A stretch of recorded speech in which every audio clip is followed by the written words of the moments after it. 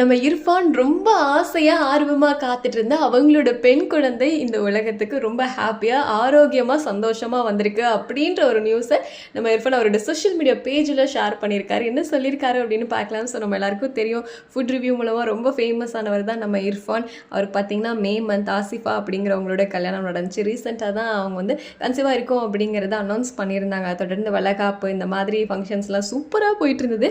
இப்போ வந்து என்ன போட்டிருக்காருன்னா, அவங்க பாப்பாவோட அந்த குழந்தை கையை வந்து ஃபோட்டோ எடுத்து போட்டு என்ன போட்டிருக்காருன்னா, எல்லாமே மாறிடுச்சு, என்னோட பிரின்சஸ் வந்து எனக்காக வந்துட்டா, நான் என்ன நல்லது பண்ணேன் அப்படிங்கிறதெல்லாம் தெரியல, எனக்கு இவ்வளோ சந்தோஷம் இப்போ கிடச்சிருக்கு, நான் என்னோடய ஒய்ஃபுக்கு எப்படி நன்றி சொல்ல போகிறேன்னு எனக்கு தெரியவே இல்லை, ரொம்ப மிராக்கலாக இருக்குது, ரொம்ப நன்றி அப்படின்னு சொல்லி போட்டிருக்காங்க.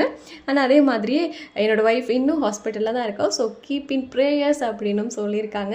ஸோ குழந்தை பிறந்ததை நம்ம இர்ஃபான் வந்து பயங்கர சந்தோஷத்தில் இருக்காரு அப்படிங்கிறது தெரியுது. அண்ட் இதுக்கு கீழே நிறைய பேர் கமெண்ட்ஸ் பார்த்தீங்கன்னா அவங்களுக்கு வாழ்த்துக்களை சொல்லிட்டு இருக்காங்க. நிறைய யூடியூபர்ஸ் ஆகட்டும், செலிபிரிட்டிஸ் எல்லாருமே அவங்களுக்கு விஷ் பண்ணிட்டு இருக்காங்க.